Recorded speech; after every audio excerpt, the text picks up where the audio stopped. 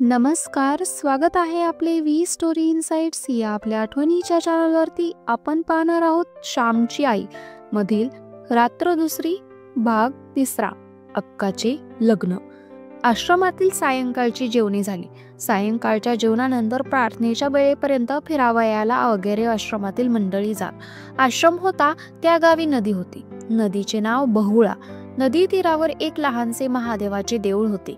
देवळाजवळ पिंपळाचे मोठे पुरातन झाड होते. त्याला पार बांधलेला होता. त्या पाराजवळ गावातील मंडळी कधी कधी येऊन बसत असत. गोविंदा व श्याम बाहेर फिरावयास गेले होते. ते टेकडीवर जाऊन बसले होते. लहानगा गोविंदा पावा गोड वाजवीत असे. त्याने आपली बांबूची बासरी बाहेर घेतली होती व तो वाजवीत होता. कवी हृदयाचा श्याम ऐकत होता. एकाएकी गोविंदा थांबला व त्याने श्यामकडे पाहिले. श्यामचे डोळे मिटलेले होते. तोंडावर गोड व मधुर असे तेज होते. चलताना आश्रमात प्रार्थनेची वेळ होई. श्यामने डोळे उघडले. श्याम म्हणाला, गोविंदा, बासरी म्हणजे एक दिव्य वस्तू आहे. कृष्णाच्या मुरलीने पशुपक्षी दगडधोंडे विरघळून जात. ते बायकांच्या गाण्यात आहे ना वर्णन. यमुनाबाई वाहे स्थिर नांदे लुग्ध समीर रे, हालविना तरुवर पुष्प फळ पान रे. गोपीनाथा अल्ले अल्ले सारुनिया कामरे, वृंदावनी वाजविशी वेणू जरा थांब रे. गोविंदा, लहानपणी कोकणात सुट्टीच्या दिवसात पावसाळ्यात मी गावकऱ्यांबरोबर रानात जात असे. गाई गुरे चरत व गोवारी अलगुजे वाजवीत. माझे चुलते छान अलगुजे करीत. लहानशी बांबूची नळी, पण तिच्या केवढी शक्ती. हल्ली ती ब्रासची वगैरे कर्कशी परदेशी अलगुजे विकत घेतात. 2 रुपये त्यांना पडतात. परंतु खेड्यापाड्यांतील गोरगरिबांना ही बासरी आहे. मधुर, सुलभ व सुंदर. बासरी हे आपले राष्ट्रीय वाद्य आहे. श्रीकृष्णाने ते रूढ केले आहे व 7 लाख खेड्यात ते वाजविले जात आहे. वाजव, आळव ते गीत. परंतु ती पहा घंटा वाजत आहे. प्रार्थनेस चला, गोविंदा म्हणाला. हो चला. काय रे गोविंदा, काल मी बराच वेळ सांगत बसलो का? परंतु थोडी आईची पूर्वकथा सांगितली पाहिजे होती. आज लवकर आठवेल, श्याम म्हणाला. काल 10-12 मिनिटेच तुम्ही सांगत होता. उगीच अडकते नका घेऊ. मधून मधून निरनिराळे विचार व कल्पना येतात. त्यात आमचा फायदा असतो. तो वेळ व्यर्थ का जातो? गोविंदा म्हणाला. बोलता बोलता दोघे आश्रमात आले. गच्चीवर प्रार्थनेची तयारी झाली. सारे जमली. गावातील काही मंडळी आली होती. घंटा वाजली. प्रार्थना सुरू झाली. स्थिरावला समाधी स्थितप्रज्ञ कसा असे वगैरे गीताईतील स्थितप्रज्ञाच्या लक्षणांची प्रार्थना सुरू झाली. ही प्रार्थना आता राष्ट्रीय प्रार्थना जणू झाली आहे. प्रार्थना संपताच श्यामच्या गोष्टीसाठी मंडळी अधीर झाली. श्यामने गोष्टीस सुरुवात केली. माझ्या आईचे प्रेम आम्हा सर्व भावंडात आमच्या बहिणीवर जरा जास्त होते. माझी बहीण जणू आईचीच प्रतिमूर्ती होती. आम्ही तिला अक्का म्हणतो. माझी अक्का दया व क्षमा, कष्ट व सोशिकता यांची मूर्ती आहे. तिला सासरी प्रथम सासूरवास झाला, परंतु माहेरी तिने कधी सांगितले नाही. तिने स्वतःच्या मुलास एक चापटही मारली नाही. मुलांचा राग आलाच तर दूर उठून जाते व राग शांत करून येते. माझ्या अक्काच्या लग्नाच्या वेळची गोष्ट आहे. अक्काचे कितीतरी दिवस लग्नच जमत नव्हते. तिला मंगळ होता, त्यामुळे अडचणी येत. शिवाय हुंड्याची अडचण होतीच. आमचे गाव होते मोठे. बडे घर पोकळवासा अशातली गत झाली होती. पूर्वीच्या इतमामाप्रमाणे राहावे असे काही मंडळीच घरात वाटे व कर्ज वाढत होते. माझ्या अक्काला 17 ठिकाणी नाचविली. कोठे मुलगी पसंत पडली तर हुंडा आड येई. हुंडा म्हणजे मुलीच्या मानेवरचा धोंडा असतो. या हुंड्याच्या त्रासाने मुलींच्या शरीराची वाढही नीट होत नाही. त्यांना आतून चिंता जाळीत असते. मुलगी वाढत चालली, एकदा लवकर उरकलेच पाहिजे. कोठे बयेचा नवरा असेल कोणास माहीत, असे शब्द मुलींच्या कानावर येत असतात. त्यांना जीवन नकोसे होते. आपल्या देशातील तरुणच नादान. या हुंड्याची चाल नाहीशी व्हावी म्हणून 20 वर्षापूर्वी स्नेहलतेने बंगालमध्ये स्वतःला जाळून घेतली. त्यावेळेस क्षणभर तरुणांनी हुल्लड केली. सारा भरविल्या ठराव केले, परंतु पुन्हा सारे थंड. हुंडे पाहिजेत, शिक्षणाचा खर्च पाहिजे, अंगठी पाहिजे, दुचाकी पाहिजे, घड्याळ पाहिजे. मुलीचे पैसे घेणे व मुलाचे घेणे दोन्ही गोष्टी सारख्याच. निंद्य. गायीसही विकू नये असे सांगणारा माझा थोर धर्म, परंतु त्याच धर्माचे अन्वयी मुला मुलींसही विकतात. या परता धर्म कोणता? तोंडाने धर्माचा तोरा सारे मिरवतात, पण कृतीने धर्माची सारी थट्टाच आहे. उदार हृदये ज्यांची असावी ते तरुणही मेलेले. निंद्य गोष्टीबद्दल बंड उभारण्याचे जोपर्यंत धैर्य होत नाही तोपर्यंत काही नाही. आपल्या बहिणींच्या जीवनाचा कोंडमारा करणाऱ्या रूढी व चाली यांना टाकवत नाहीत. त्यांना स्वातंत्र्य प्रिय आहे हे मी कसे म्हणू, असे जगाने कसे म्हणावे? परंतु जाऊ दे, मी भावनाभरात कुठेतरी वाहत चाललो. तुम्ही भलतीकडे वाहवत चालले तरी आम्हाला मदच मिळणार. आडरानात शिरलात तरी फुलेच दाखविणार. तुम्ही बोलत राहिले म्हणजे पोंगी ऐकून नाक डोलतो, तसा आमचा अंतरात्मा डोलू लागतो. नामदेव म्हणाला, तुमचे काहीही असो ते गोड लागते. तुम्हीच ना ती शाहूनगरवासी नाटक मंडळीतील प्रख्यात नट गणपतराव यांची गोष्ट सांगितली होती. हॅम्लेटचे नाटक जाहीर केलेले असावे, परंतु गणपतराव रंगभूमीवर येऊन तुकाराम नाटकातीलच बोलू लागत. प्रेक्षक म्हणत तेच चालू राहू दे. गणपतरावांचे सारे छान, तसेच तुमची. तुम्ही गोष्ट सांगा वा प्रवचन द्या, आम्हाला आनंदच आहे. गोविंदा म्हणाला. मग अक्काच्या लग्नाचे काय झाले? रामने विचारले. श्याम म्हणाला, रामची आपली मुद्द्याची गाठ. बरे तर ऐका. पुष्कळसे हिंडल्या फिरल्यावर जमले एकदाचे लग्न. लग्न रत्नागिरीस व्हावयाचे होते. आम्हा सर्वांस पालगडाहून रत्नागिरीस जावयाचे होते. मी तेव्हा 6-7 वर्षाचा असेन.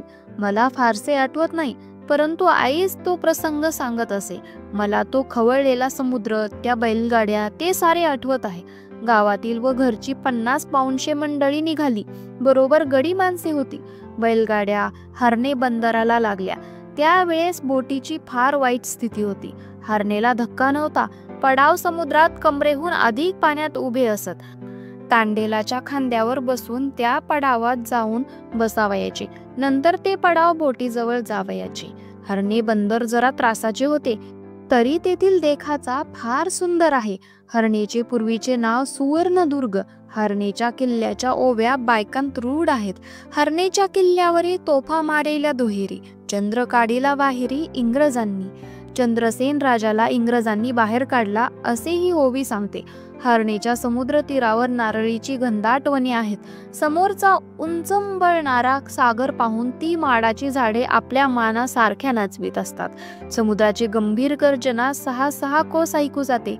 हरणेला दीपगृह आहे. उंच टेकडीवर लाल फिरता दिवा आहे. येथे खडक आहेत अशी सूचना न बोलता तो गलबतास देत असतो. संतही असेच उंच जीवनावर उभे राहून जगाला मूकपणाने मार्गदर्शन करीत असतात.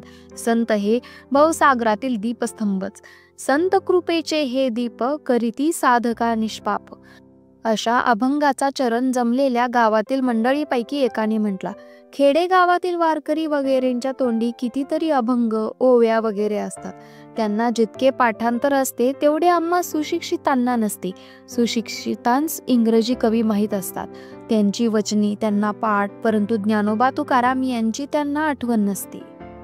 श्याम म्हणाला, तो लाल दिवा रात्री किती सुंदर दिसतो. रात्री आकाशात चंद्र असावा, समुद्राला प्रेमाची भरती येत असावी. त्यावेळी समुद्राच्या वक्षस्थळावर शेकडो चांद नाचताना दिसतात. आपल्या गोजीरवाण्या गोऱ्या गोमट्या मुलाचे शेकडो फोटो समुद्र काढून घेत आहे असे वाटते. समुद्राचा का चंद्र मुलगा? एका लहान मुलाने विचारले. हो, समुद्र मंथनाच्या वेळेस तो 14 रत्नांबरोबर बाहेर पडला अशी कथा आहे. परभारे नामदेवानेच उत्तर दिले. श्याम वर्णनाच्या भरात होता. आपल्या मुलांच्या अंगा खांद्यावर घालण्यासाठी समुद्राने दागदागिने आणले आहेत की काय असेही मनात येते. किंवा चंद्रच शेकडो रुपये घेऊन खाली लाटांशी खेळण्यासाठी उतरला आहे असे वाटते. सारी मौज असते. वारे वाहत असतात, नारळी डोलत असतात, लाटा उसळत असतात, दीप चमकत असतो, चंद्र मिरवत असतो आणि पडाव भरत असतो. तांडेल व खलाशी यांची ओरडाओरड चाललेली असते. कोणाचे सामान राहून जाते, कोणाचे बदलते, कोणाचे हरवते. कोणाला पडाव लागतो, कोणाला उलटी येते. ती एखाद्याच्या अंगावर होते, मग तो उसळतो. हिंदुस्थानातील सारी अव्यवस्था, सारा गोंधळ, सारा उदासीनपणा, सारी सहानुभूती शून्यता तेथे दिसून येते. आम्ही पडावात बसलो. पडाव चालू झाले. वल्लवणारे वल्ली मारू लागले. चुबुक चुबुक पाणी वाजत होते. वाऱ्यामुळे लाटांचे तुषार अंगावर उडत होते. शाबास, जोरसे असे वल्लवणारे म्हणत होते. पाडावात खेचाखेच होती. माझी आई अंगावरच्या मुलाला घेऊन बसली होती. माझी एक आत्याही तेथे बसली होती. आत्याचेही अंगावर पिणारे मूल होते. आत्या आजारी असल्यामुळे तिच्या अंगावर दूध नव्हते. वरचे दूध मुलाला पाजेत, परंतु वरच्या दुधाने तान्ह्या लेकराला फारसे समाधान होत नाही. आईच्या दुधाची चव न्यारीच असते. हे नुसते दूध नसते, त्यात प्रेम व वात्सल्य असते. म्हणून ते दूध बाळाला बाळसे देत, तजेला देत. ज्या देण्यात प्रेम आहे त्या देण्याने देणारा व घेणारा दोघांस परमसुख होते. किनाऱ्यावरील बैलगाड्यांच्या बैलांच्या गळ्यातील घंटांचा आवाज दुरून कानावर येत होता. बंदरावरचे दिवे अंधुक दिसत होते. बोट दूर दिसावयास लागली होती. तिचा वरचा दिवा दिसू लागला होता. तरी बोट बंदरात येऊन तिला पडाव लागावयास अर्धा तास लागला असता. अरे, चावतोस काय असा? काय आहे प्यायला त्यात? असे आत्या आपल्या मुलावर ओरडली. तो मुलगा अधिकच रडू लागला. काही केल्या राहीना. पडावतही गर्दी होती. इकडचे तिकडे व्हावयास जागा नव्हती. आजूबाजूला जेव्हा पुष्कळ लोक असतात तेव्हा जर मूल रडावयास लागले तर आयांना मेल्यासारखे होते. आपल्या मुलाने हसावे व खेळावे, सर्वांनी त्याचे कौतुक करावे, त्याला घ्यावे, नाचवावे, मुके घ्यावे, यात आयांना परमानंद असतो. हे पाहून कृतार्थ वाटते. परंतु मूल जर रडू लागले तर मात्र फजिती. हसऱ्या मुलाला सारे घेतात, रडणाऱ्याला कोण घेणार? वास्तविक रडणाऱ्याला घेण्याची जास्त जरुरी असते, परंतु त्याचाच सारी तिटकारा करतात. जगात सारे सुखाचे सोबती, दुःखाला कोणी नाही. दिनाला जगात कोणी नाही, पतिताला कोणी नाही. ज्याला सहानुभूतीची अत्यंत जरुरी त्यालाच त्याची अत्यंत वाण. दीनको दयालू दानी दुसरा नकोई. मूल रडू लागले तर ती कटकट होते. झालं काय कारट्याला रडायला? अहो, असाच रोज रडतो वगैरे बोलणी आईच्या कानावर येतात व तिला वाटते की मुलासकट पृथ्वीच्या पोटात गडप व्हावे. चावचाव करणारी तमासगीर मंडळीत जगाच्या बाजारात फार. माझ्या आत्याला त्यावेळेस तसेच झाले. मूल तर राहीना. माझी आई जवळच होती. माझ्या आईने आपल्या मुलास गड्याजवळ दिले व ती आत्याला म्हणाली, वंस, माझ्याजवळ द्या त्याला, मी त्याला घेते हो. आईने प्रेमाने आत्याच्या मुलाला घेतले व त्याला पाजले. तो बाळ पोटभर माझ्या आईच्या अंगावर प्याला, हसू खेळू लागला. आई त्या लग्नात स्वतःच्या मुलासही रडवी, परंतु वंसच्या मुलाला अगोदर शांत करी. मुलांना काय गोड दूध आईचे मिळाले की रोजचे ते. आत्याचे मूल रडू लागताच आईने घ्यावे, पाजावे. आईने कधी कुरकुर केली नाही. उलट तिला परम धन्यता वाटे, परम सुख व समाधान वाटे. माझी आई ती गोष्ट एखादे वेळेस सांगे व म्हणे, श्याम, अरे, जवळ असेल ते दुसऱ्यास द्यावे, दुसऱ्यांचे अश्रू थांबवावे, त्याला हसवावे, सुख व्हावे. या आनंदासारखा आनंद नाही. स्वतःच्या मुलाचे श्याम कोणीही कोड कौतुक करील, परंतु दुसऱ्याच्या मुलाचेही करील तितक्याच प्रेमाने करील तोच थोर. असा हा श्यामच्या आईमधील 3रा भाग, अक्काचे लग्न. श्यामच्या आईमधील 4था भाग मुकी फुले पाहण्यासाठी आणि असेच अनेक व्हिडिओ पाहण्यासाठी व्ही स्टोरी इनसाइट्स हे चॅनल नक्की सबस्क्राईब करा. धन्यवाद.